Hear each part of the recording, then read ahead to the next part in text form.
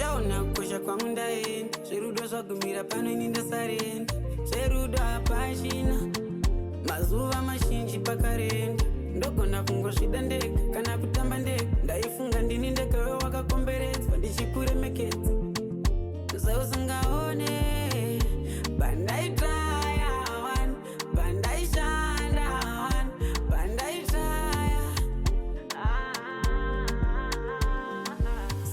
Yo, what's good YouTube?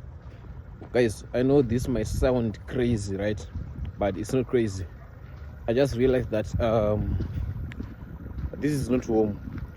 Home is South Africa. So to cut the long story short, guys, I'm going back to South Africa. And I found try to one to bata bus remani no traveler from Mashingo. And then Rosemont people and to what do you call it? Border, you understand? So guys, it feels so weird. And I'm meeting a lot of people. But you don't understand the camera. Maybe I'll show you what's crazy. What's popping here. It's crazy, right? So guys, I'm going back to South and yeah, sorry for short notice, guys. But after everything that is taking place, everything that is happening in Zimbabwe, I just realized, good no man, this is not home. Home is South. So yeah, guys, let's go to Rengi, Bambudzi. And then I'm gonna keep on giving him updates, which is which, and Ravamba say understand. So now let's go Pambudzi roundabout to Aikabazi and say, so Ravamba say, and then gonna get a hike. I'll keep on giving him updates, man. Guys, I'm meeting a lot of people and it's so boring. It's really pissed off. Anyways, guys, I'm going to come this video. Let's go and check what's popping. Let's go. Guys, Pagaipa. Makomba, I don't need to Chigo no Vanapa. Ndatoda kundifendera alright vana makomba kutombo uya varumbozira vana kundofara bata bus and I have to be in South by tomorrow early in the morning. Kune makomba akatorenga zvawo kwa akatorenga kwa, as you can see there's nothing which is moving. Pane zibhazi ratobva kutown iro izvo ndo zvemuchigono zvaari kunditira nayo akunditira zvemuchigono akuita zvekutondifendera alright kenongoona ndobata kana chimushikashika chengojambire baba boss. As soon as I was bus ripped, the bus that I was supposed to book, and I went to town, and I was still running my errands. I just put the video. I got to get to say, guys, when I'm no Magagaravan, I should Zimbabwe one to back town. One, Kumanaga. I should Zimbabwe to offend. This is a Muchigo. No, anyways, guys, I want to text. I will let you know. And now I'm craving for my Puko to Daro. Well, I'm a Puko to Daro, so, and guys, I'm Pagashat. Anyways, let me see what you was popping. I say, I will show you gonna get up in text, and then I will show you gonna get up on a bus. So make sure you stay tuned in the white video to the end. Let's get it. Pakashato. This is Muchigo no Vega. And you got a Mushai. Those are good to get South there. Could you do check go South and that one text Dara? This is better to mirror there. I should do a fender. Those are Muchigo no man. Anyways, Pani combining a queer. So I will show you guys get as a Yashika. Anyways, let's go, let's get into it.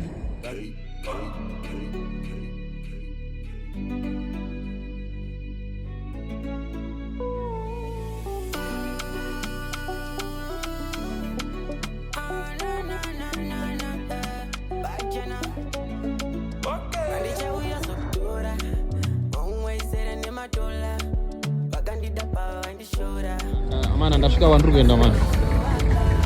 Kuno ndo vandu kuuya kunozi kwaboka. Ndozvasvika ndamboti ndaifamba naye zviende blue. Chitanga zvekudrive. So guys, ndasvika kunozi kwaboka. And pama Tobacco Flows. Boka ndiri panapa ndi apapo. So guys, I found a cross go that side.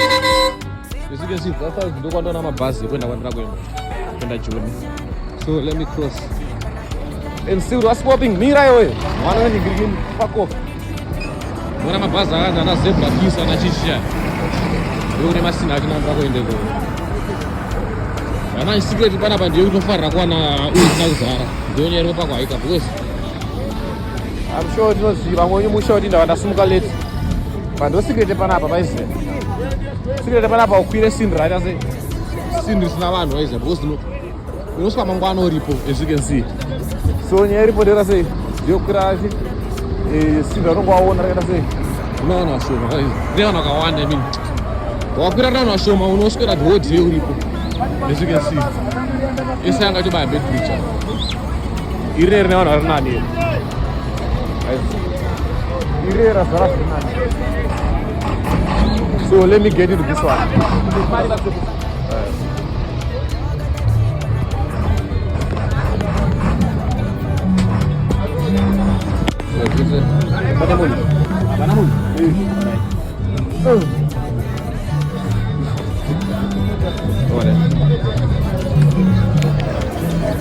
Pindah. Bueno, de la meta sumang guay bawah.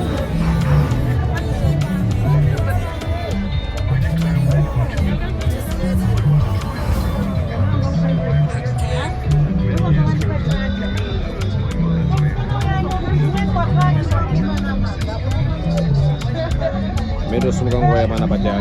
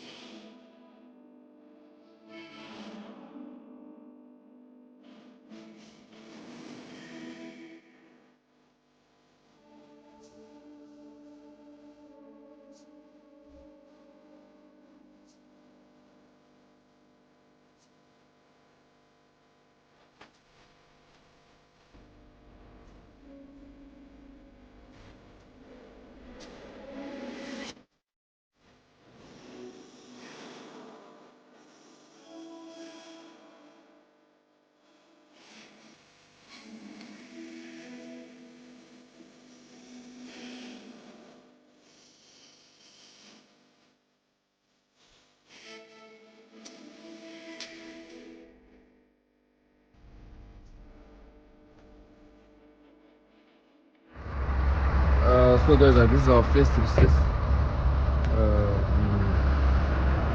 I think Mashingo Munum. I'm not so sure though. But yeah, this is our first recess. So let's go and check it. You understand? So yeah. One win is it. Oh my.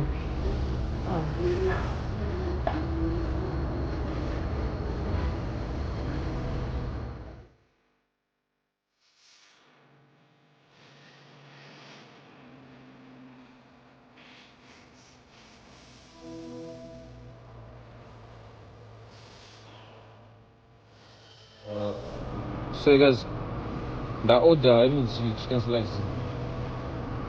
And yeah. I mean Jinde Gero, I mean I just feel like it's better than chicken in. I mean maybe in Jinde Gero, I don't know. But yeah, that's how I feel. So guys, let's go inside and see what's popping. So guys, tabotenga chikafu. Now talk about House of Peace. Imba iri Nyararo. You understand? Okay.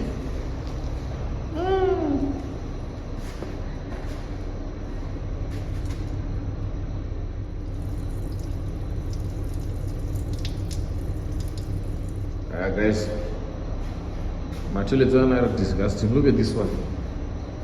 Ha. It's not the same as that one. Ha. Sanjasha appetite name. Sanjasha appetite chikaf. This is your boy. The one and only. Yes, I'm looking man. So guys, yeah. Now that to Grambasi, you know which kind of stuff, and then we'll continue the journey. I know it's crazy, right? But this is what's happening. You understand? So yeah, let's go and see what's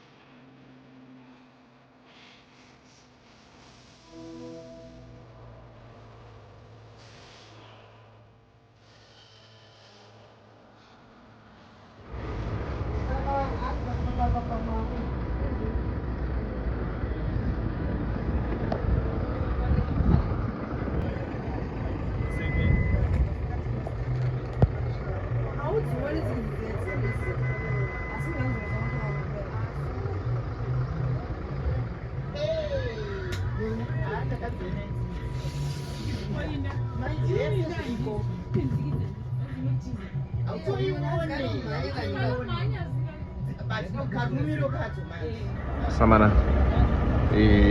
Morning, guys. The following night we're out here. As you can see, anapa pa bed bridge pa border. Pa bed bridge pa rengi pa shona mana. To batiri pa bed bridge pa rengi. Ndoto mora tuisa pa border out. Was pasera apo pa building ijo rango dosimbo kufamba jede but pachitawa like this. From the second. When I do bazaar bashandise. I highly recommend it. It's so nice.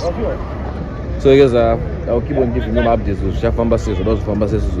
So just make sure to stay tuned and you watch this to the end. Let's go. Guys, you know what chinjandira fan panapa. Chinjandira fan joti pa bed bridge pato ne zimba zato like mastens. Uno ziparanzi ruri zo ma copyright. Ufama ne speaker. Guys, the shamsi gamana. Kuti pato wako deso ba digiri panapa. Pa bed bridge.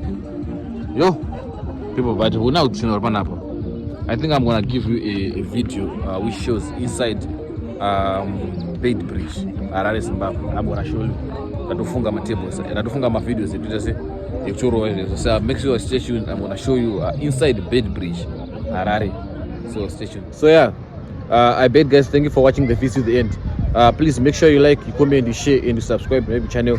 I don't know if you can see me there. Okay, I beg guys, thank you for watching the video to the end. Guys, I don't want to make this video so long, so I'm gonna give part 1 and part 2. So make sure you like, you comment, you share, and you subscribe to my YouTube channel for more and more content. Understand? Right now, kuni, what do you call it, this one? Kuni board, I understand, and I'm gonna get kamota kachina kanono drop yako. So yeah, as you can see right now, I'm out here ku bed bridge. As you can see here, mabaza raba and I don't know border rukuputo don't mushika mshiko. So guys, I don't want to make this vlog too long. So part you go Zimbabwe, Chaisa Payega, and then part you South African side, Chaisa Kwayega. So make sure you check out for part 2 and see what's popping, and I will be explaining to part 2 what's happening, what's still happening, what's taking place. Because I don't want to make this vlog too long. The last time I had a 1 hour vlog and you didn't finish it. So guys, I thank you for watching the video to the end. Don't go die guys, don't go this side. Guys, always know that you munongo wona what's happening in my life. You don't tell me what to do. You don't come with your decisions or to my shit when you just to watch out for part 2. Thank you guys, I love you so much. I'm out here sending love from Bed Bridge. Let's go, let's get it. Salute.